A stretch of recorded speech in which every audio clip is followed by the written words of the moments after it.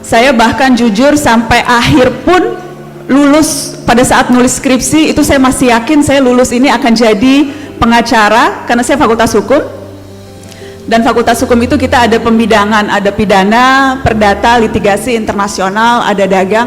Saya sejak semester 3, semester 4 saya berasa wah saya lulus nih pasti jadi pengacara nih. Pilihannya 3, pengacara, hakim atau jaksa, karena saya senang, saya selalu senang melihat sidang-sidang. Selalu hobinya juga waktu itu ikut lomba sidang-sidang. Jadi sampai skripsi, sampai akhir saya selesai kuliah, bayangan saya lulus ya kerjanya di kantor pengacara, bersidang di pengadilan atau jadi hakim pakai toga.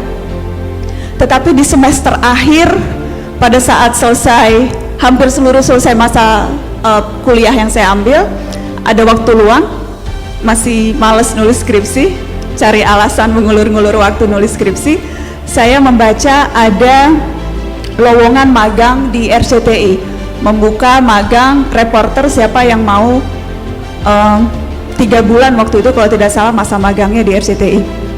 Saya mencoba itu Mbak Novi, 3 bulan saya belajar bagaimana bekerja di televisi, dan selama 3 bulan pengalaman saya di televisi itu membuyarkan semua rencana selama 4 tahun di Fakultas Hukum yang tujuannya lulus mau jadi pengacara atau jadi hakim.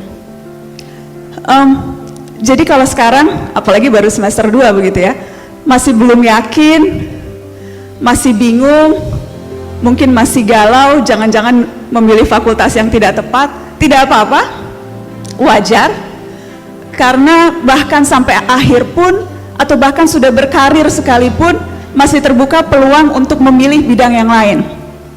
Mungkin saja profesi yang nanti kalian akan jalankan 4 tahun, 5 tahun dari sekarang, profesi itu belum ada sekarang. Mungkin saja yang akan kalian jalankan nanti itu profesi pertama yang akan kalian mulai dari awal. Tidak perlu khawatir, tidak perlu berpikir terlalu berat, asal kuncinya satu, selalu mau mencari tahu dan selalu mau mencoba. Kalau saja saya tidak iseng baca majalah Tempo waktu itu dan melihat ada iklan menerima reporter magang, mungkin saja saya tidak akan bisa berdiri di sini dan bercerita ke adik-adik tentang apa yang sudah saya lalui selama 15 tahun terakhir. Jadi kuncinya selalu melihat ada peluang, mencari kesempatan, dan tidak takut untuk selalu mencoba. Apalagi sekarang kan kesempatan ada di mana-mana adik-adik. Kita di sosial media, kita bertemu orang di jalan, nemenin ibu ke kawinan, ketemu om atau tante, selalu buka kesempatan untuk berbicara dengan orang lain dan cari tahu, siapa tahu ada peluang yang bisa kita kerjakan di situ. Jadi jangan menutup diri terlalu awal untuk pilihan-pilihan dalam hidup. Itu yang mau saya katakan. Setiap wawancara sih selalu berkesan buat saya, setiap perjalanan baik pertama kali jadi reporter, bahkan yang saya masih inget tuh tugas pertama saya sebagai reporter magang, waktu itu belum di Metro, masih di RCTI, karena saya memulai karir itu ketika saya masih di kuliah di kampus semester akhir, saya ada kesempatan magang di RCTI, jadi saya memulai karir wartawan itu dengan pada saat magang. Dan saya masih ingat tuh tugas pertama liputan arus mudik waktu itu menjelang Lebaran. Jadi saya melaporkan liputan itu, cek ke stasiun-stasiun kereta, terus cek ke Pelabuhan Bakaheni, kemudian ke bandara. Saya masih ingat gitu. Jadi setiap momentum perjalanan karir tuh ada memang yang kemudian melekat. Itu saya ingat karena pertama kali merasakan jadi wartawan walaupun masih magang itu di RCTI. Kemudian juga pertama kali siaran itu juga nerve-wracking, deg-degan. Saya ingat saking deg-degannya tuh saya sampai salah nyebut nama sendiri. Dia kan biasa kan kalau headline news tuh selamat malam, Anda menyaksikan headline news pukul berapa bersama saya, kemudian menyebutkan nama. Dan di prompter itu karena nggak sempat diganti oleh produsernya, prompternya itu masih menyebutkan nama presenter Metro yang sebelum saya, jadi yang tugas di jam sebelumnya. Dan saya dengan polosnya saking deg-degannya yang saya sebut malah nama si presenter ini, saya ingat namanya Rahma Sarita. Jadi saya Rahma Sarita dan saya nggak sadar sama sekali. Baru setelah itu, loh nah tadi kok nyebut namanya Rahma Sarita? Ya ampun, saking deg-degannya. Nah, saya ingat masa itu pertama kali siaran. Terus waktu pertama kali memandu dialog, saya juga ingat. Jadi ada banyak momentum-momentum yang saya ingat sepanjang karir 15 tahun ini. Kuncinya tuh memang menurut saya di profesi ini jangan takut salah sih, jangan takut salah dan mau mencoba, karena profesi ini tuh memungkinkan kita untuk bertemu begitu banyak orang, untuk tahu hal-hal yang mungkin saja orang biasa yang tidak punya akses untuk informasi itu tidak tahu. Jadi memang butuh harus tahan mental dan persistensi sih.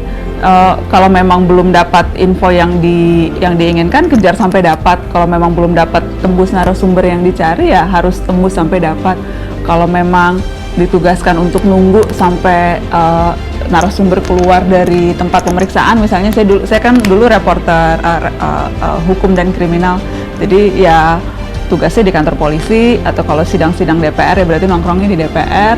Waktu itu juga pernah tugas di istana untuk jadi wartawan istana. Jadi ya setiap tempat memang perlu trik-trik tersendiri, tapi satu hal yang pasti itu persistensi. Saya merasa persistensi untuk selalu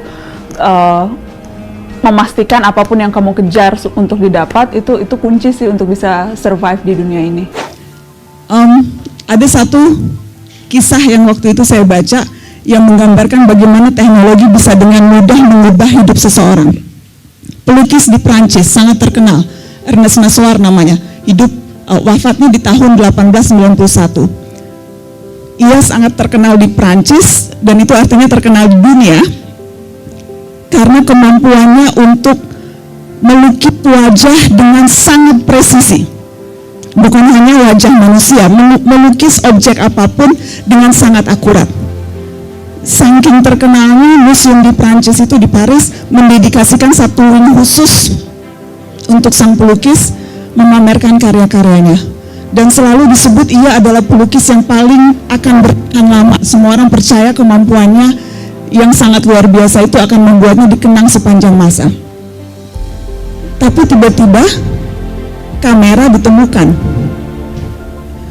dan pada detik itu skillnya, kemampuannya untuk bisa menggambarkan objek seperti hidup menjadi tidak lagi relevan.